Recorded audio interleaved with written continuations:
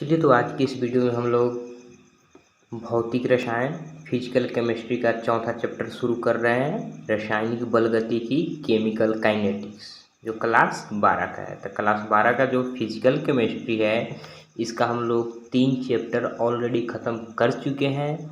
आज से हम लोग इसका चौथा चैप्टर रासायनिक बलगतिकी केमिकल काइनेटिक्स शुरू कर रहे हैं, जो बहुत ही इम्पोर्टेंट चैप्टर है। तो चलिए वीडियो को शुरू करते हैं।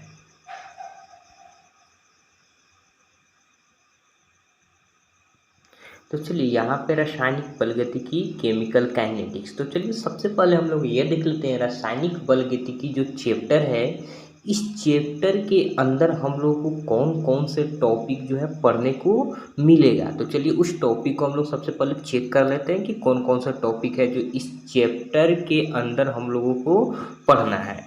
तो चलिए सबसे फर्स्ट में हम लोग रासायनिक बलगतिकी का परिचय करेंगे कि ये रासायनिक बलगतिकी आखिर है क्या।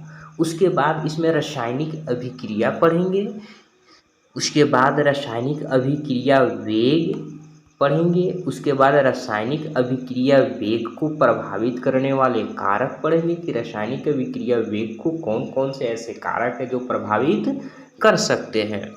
उसके बाद है वेग व्यंजक, उसके बाद हमारा है वेग व्यंजक, उसके बाद है अभिक्रिया की कोटि, उसके बाद हमारा अभिक्रिया की कोटि जो इस चैप्टर का सबसे मोस्ट इम्पोर्टेंट टॉपिक है। इससे काफ़ी ज़्यादा क्वेश्चन पूछे जाते हैं अभिक्रिया की कोटि से।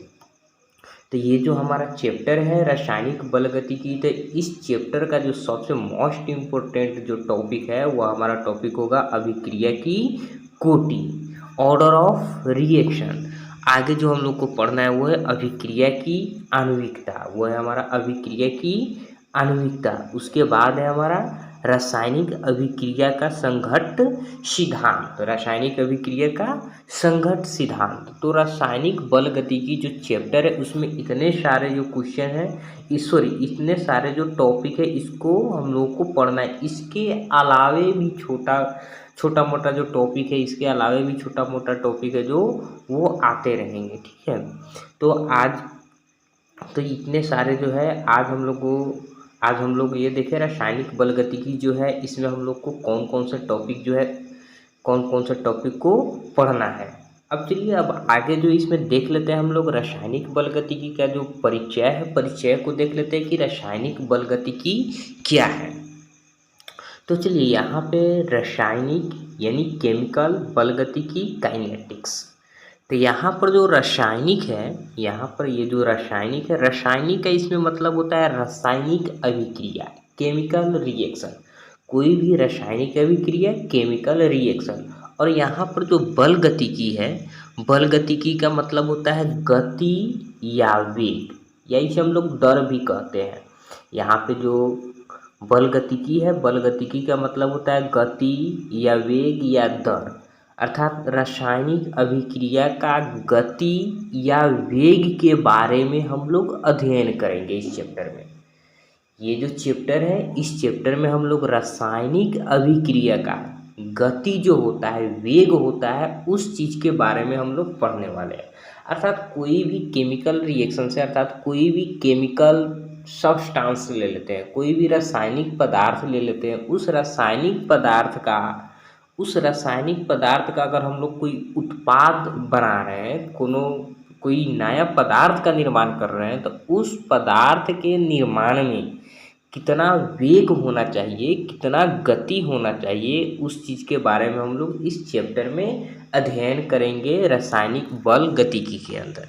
तो चलिए इसका डिफिनेशन देख लेते हैं। देखिए, भौतिक रसायन का वह शाखा है, भौतिक रसायन का वह शाखा जिसके अंतर्गत रासायनिक अभिक्रिया की गति या वेग तथा रासायनिक अभिक्रियाओं की क्रियाविधि का अध्ययन किया जाता है। ये जो चैप्टर है इस चैप्टर में हम लोग को क्या करना है, ये भौतिक रसायन का वह शाखा है जिसके अंतर्गत रासायनिक अभिक्रिया की गति या वेग या गति या वेग तथा रासायनिक अभिक्रिया की क्रिया विधि का अध्ययन किया जाता है। अर्थात जो रासायनिक अभिक्रिया होगा उस रासायनिक अभिक्रिया की क्रिया विधि का अध्ययन किया जाता है, उसे रासायनिक बल गतिकी कहते हैं, उसे रासायनिक बल गतिकी कहते हैं। अब यहाँ पर जो काइनेटिक्स जो शब्द है, यहाँ पे काइनेटिक्स जो यहाँ पे काइनेटिक्स है, इस काइनेटिक्स बल गतिकी शब्द की जो उत्पत्ति है यह ग्रीक शब्द काइनेसिस से हुई है। यहाँ पर जो काइनेटिक शब्द है, इस काइनेटिक शब्द की उत्पत्ति एक ग्रीक शब्द काइनेसिस से हुई है, जिसका अर्थ होता है गति। जिसका क्या अर्थ होता है? गति होता है। अब यहाँ पर जो रासायनिक बल गतिकी है, इस रासायनिक बल गतिकी के अर्थ को समझे।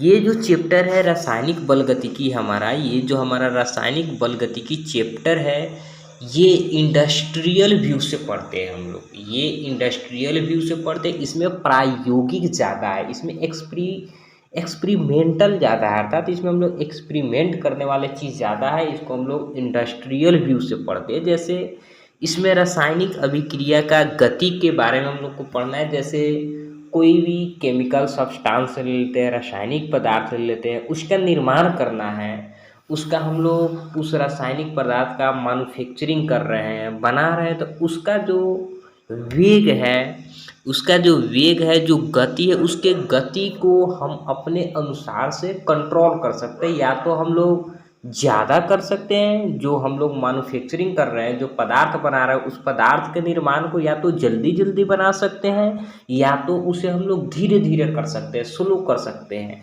अर्थात रासायनिक अभिक्रिया के गति को घटा सकते हैं या बढ़ा सकते हैं। तो ये जो है रासायनिक बल गतिकी, इसका ज़्यादा उपयोग हम लोग इंडस्ट्रियल में करते हैं। जैसे कोई भी पदार्थ का बनाना हो, तो पदार्थ बनाना हो तो कोई भी चीज़ चाहिए तो या तो हमें जल्दी चाहिए होती है, या तो उसे यानी कि जल्दी चाहिए होती है, या तो धीरे धीरे चाहिए होती है, यानी कि अपना आवश्यकता के अनुसार से। तो इसकी गति को हम लोग घटा सकते हैं या बढ़ा सकते हैं, बढ़ा सकते हैं। तो इसी को हम लोग रासायनिक बल गतिकी कहते हैं, और इसका उपयोग हम लोग इंडस्ट्रियल में ज़्यादा करते हैं।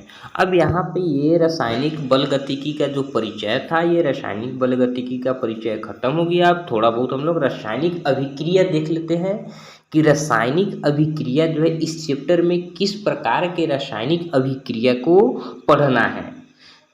तो चलिए देखते हैं यहाँ पर रासायनिक अभिक्रिया, केमिकल रिएक्शन, रासायनिक अभिक्रिया, केमिकल रिएक्शन। तो यहाँ पर देखिए अभिक्रियाओं की गति के आधार पर, यहाँ पे देखिए, यहाँ पर जो है हम लोग को रासायनिक अभिक्रिया जो है, ये रासायनिक अभिक्रिया के गति के आधार पर इन्हें 3 वर्गों में विभाजित किया गया, अर्थात इन्हें 3 वर्गों में वर्गीकृत किया गया। तो किस चीज़ के अनुसार से इसे वर्गीकृत किया गया है? अभिक्रिया के गति के आधार पर, वेग के आधार पर, अर्थात गति या तो ज़्यादा होगा, या तो गति कम होगा, या तो गति मीडियम होगा। उसके अनुसार से जो रासायनिक अभिक्रिया होता है, रासायनिक अभिक्रिया को हम लोग 3 पार्ट में बांटते हैं। तो इस चैप्टर में जो हम लोग को पढ़ना है, वो जो रासायनिक अभिक्रिया पढ़ना है, वो अभिक्रिया के गति के आधार पर जो रासायनिक अभिक्रिया होती है, उस रासायनिक अभिक्रिया को पढ़ेंगे। तो चलिए देखते हैं रासायनिक अभिक्रिया का जो अभिक्रिया की गति के आधार पर जो 3 वर्गों में बांटा गया है, वो कौन कौन से रासायनिक अभिक्रिया है। तो चलिए फर्स्ट में जो यहाँ पे है वो है तात्क्षणिक या तीव्र अभिक्रिया, जिसको इंस्टेंटेनियस या फास्ट रिएक्शन बोलते हैं। अर्थात तो वैसा रिएक्शन जो बहुत ही जल्दी हो जाता हो, उसे हम लोग तात्क्षणिक रिएक्शन कहेंगे, तात्क्षणिक अभिक्रिया कहेंगे। और जो दूसरा है वो मंद अभिक्रिया, स्लो रिएक्शन, अर्थात वैसा रिएक्शन जो इतना स्लो होता हो, बहुत ही धीरे धीरे होता हो, उसे हम लोग स्लो रिएक्शन, मंद अभिक्रिया कहते हैं। इसे हम लोग अति मंद अभिक्रिया भी कहते हैं, इसे हम लोग अति मंद अभिक्रिया भी कहते हैं, या इसे हम लोग अति तीव्र अभिक्रिया भी कहते हैं, वेरी फास्ट रिएक्शन, या इसे अति मंद अभिक्रिया, वेरी स्लो रिएक्शन भी कहते हैं। उसके बाद है मृदु अभिक्रिया, मॉडरेट रिएक्शन, इसको हम लोग मृदु अभिक्रिया, मॉडरेट रिएक्शन बोलते हैं। तो यहाँ पर जो रासायनिक अभिक्रिया जो है हमारा, वो रासायनिक अभिक्रिया तीन प्रकार के होते हैं और ये जो तीन प्रकार है ये अभिक्रिया की गति के आधार पर तीन प्रकार के बांटा गया है। तो अब अगले वीडियो में हम लोग ये पढ़ेंगे कि ये जो रासायनिक अभिक्रिया का जो अभिक्रिया की गति के आधार पर तीन प्रकार से बांटा गया है, तो अगले वीडियो में हम लोग एक एक करके पढ़ेंगे कि ये तात्क्षणिक जो है तीव्र अभिक्रिया जो है ये क्या होता है, मंद अभिक्रिया, मृदु अभिक्रिया, ये सब चीज़ को हम लोग अगले वीडियो में एक एक करके एग्जाम्पल के साथ पढ़ेंगे। आई होप कि ये वीडियो आपको समझ में आ गया होगा। तो चलिए फिर मिलेंगे नेक्स्ट वीडियो में, और नेक्स्ट वीडियो में हम लोग ये रासायनिक अभिक्रिया के जो तीनों प्रकार है इसको भी करेंगे। तो चलिए मिलते हैं फिर नेक्स्ट वीडियो में।